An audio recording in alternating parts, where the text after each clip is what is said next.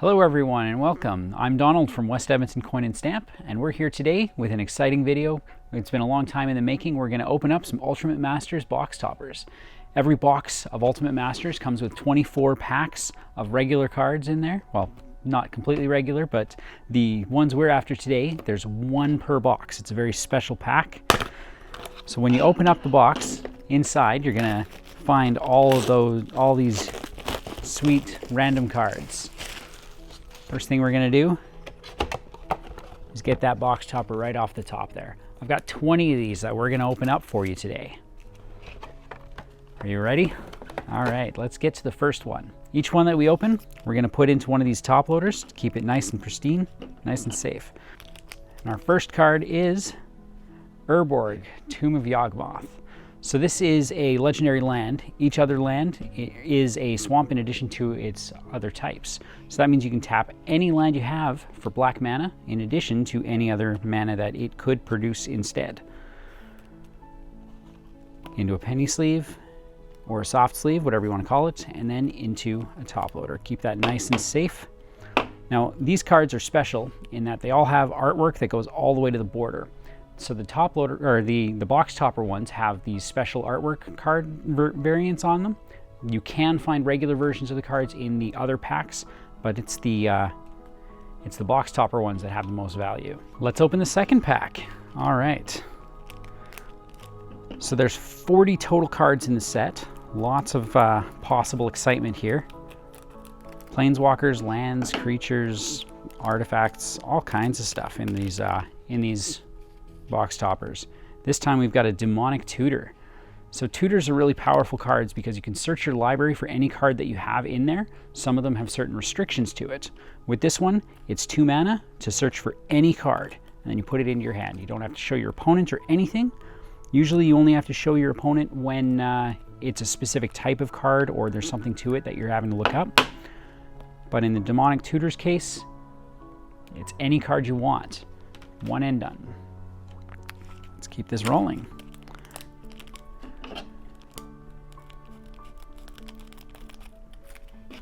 Card number 3 we have today is Celestial Colonnade. So this one is a dual land. You can tap this and add white or blue.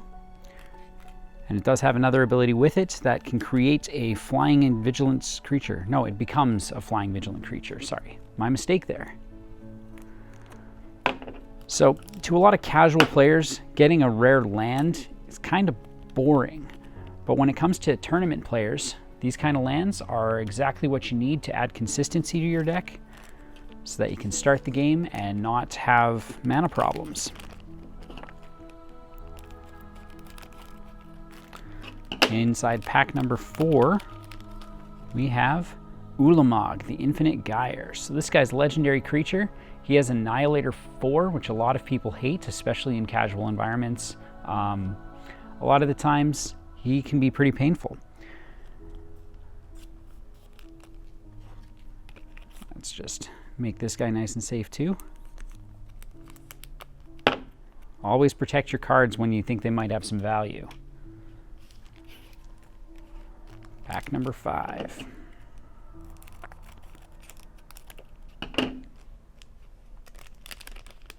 Inside number 5, we've got Eternal Witness. So this card here, when it comes into the battlefield, you can return any card from your graveyard to your hand. That allows you to reuse some spells or cast a creature that your opponent's already taken care of, so that you can have that effect a second time, third time, whatever it is. It's a staple in a lot of commander decks nowadays too. And pack number 5. I can't count. Pack number 6. We have Emrakul, the Aeon's Torn. So there's only, I think, the 2 Eldrazi's in this set. Now that's both of them.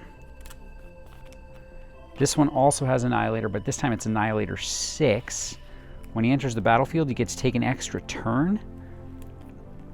And if he goes away, if your opponent destroys it or leaves the battlefield for any reason, you can shuffle it back into your library. And there you go. Yeah, when he enters the graveyard, you can do that. It's pretty cool. Pack number 7. This one we have a second Demonic Tutor. One thing I haven't said yet is that all of these cards are foil inside of the box toppers. This 40 card set is pretty valuable for that.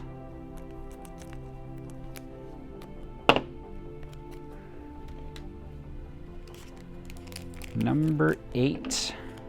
We're almost halfway there.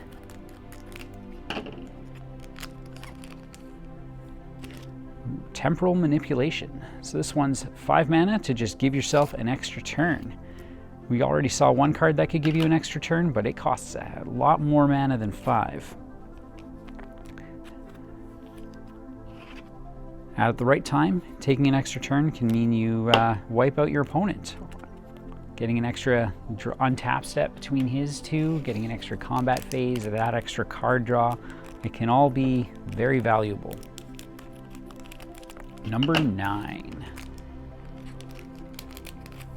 This time we have Stirring Wildwood.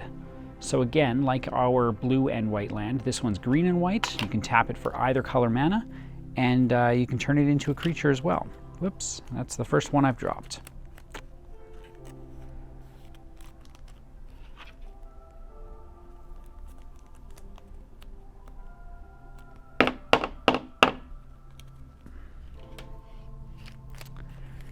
Number 10, we're halfway there.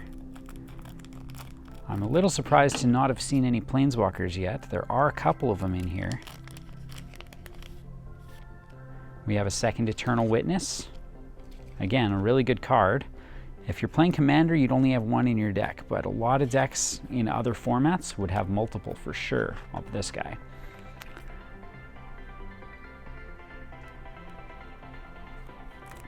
As I said previously, it means getting back a card that's previously been used, destroyed, discarded, whatever your biggest threat in your graveyard is, you can bring that back and try to crush your opponent with it.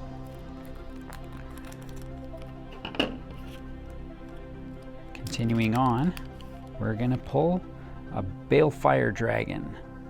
So this guy is a big beefy creature, 6/6 flying. When he deals combat damage to a player, it deals that much damage to each creature that player controls. A lot of the times, that's going to wipe your opponent's field.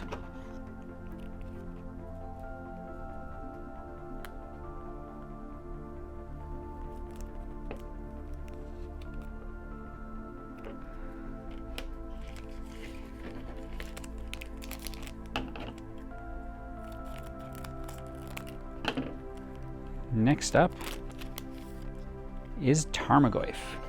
So this guy is one of the most valuable cards in Modern. Every card has a type to it: creature, instant, sorcery, planeswalker, artifact, enchantment, land.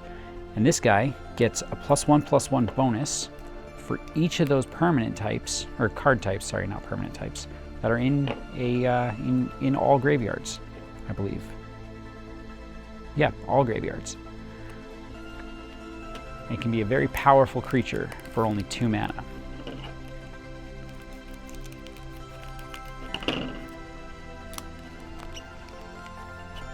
Now we have a second Celestial Colonnade. Again, getting that strong mana base is a very important thing for any competitive deck.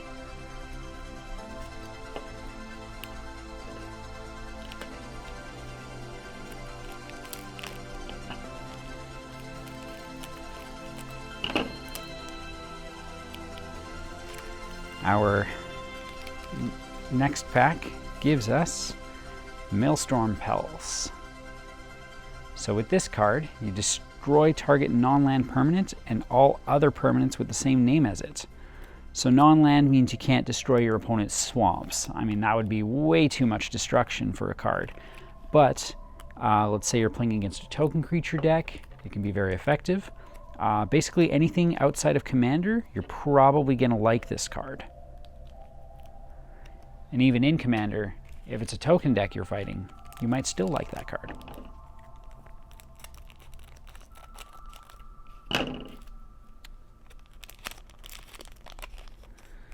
Next up we have Snapcaster Mage. Lots of people love this guy. So when he enters the battlefield, you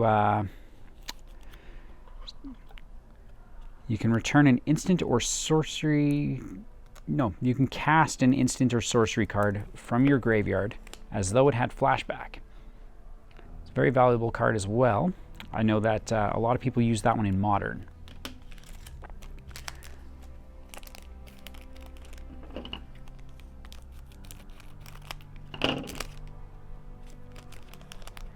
And pack number 16 has Krakus. So this one's a legendary land that you can only add plains or white mana with it, but when it's destroyed, or you can tap to return target legendary creature to its owner's hand. This card is actually banned in Commander because, of course, your commander has to be a legendary creature with a couple exceptions. And being able to just bounce someone's commander at the tap of a land is a little bit too powerful. Only 4 packs remaining.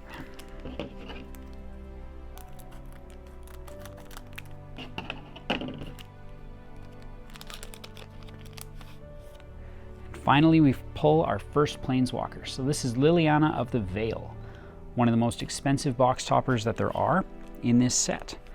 So, Planeswalkers have multiple different abilities that adjust their loyalty costs. I'm sure you all already know that. Her ultimate ability, separate all permanents target player controls into 2 piles. That player sacrifices all permanents in the pile of their choice. That's a brutal ability. Now, it's not too often that the final abilities actually get pulled off, but each player discards a card can be very powerful. Target player sacrifices a creature also can be very powerful. That's why people like her.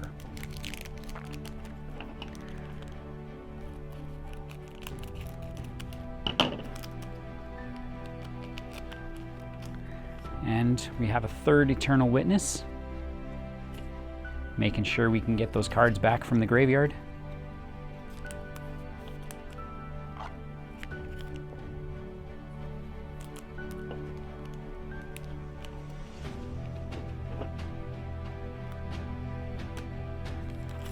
Down to just 2 packs left.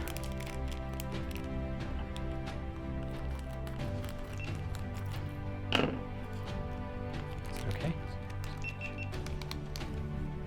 So we have a Platinum Empyrean. Your life total can't change. That's a pretty powerful one too. This one, you're not playing this guy to try to kill your opponent, but rather to try to save yourself. Obviously, as an 8/8 creature, he can kill your opponent if you wanted to do that. But when you're playing something like Your Life Total Can't Change, it's more about self-preservation. We're down to our last pack. Here's the 19 we've pulled so far. Lots of goodies in there. It's time to open up that final one. It all comes down to this. And we have Gadok Teague. So with this guy, non-creature spells with converted mana cost 4 or greater can't be cast, and non-creature spells with X in their mana cost can't be cast. So this basically locks everyone into casting small creatures that aren't very expensive, or non-creature spells, instants and sorceries, that sort of thing.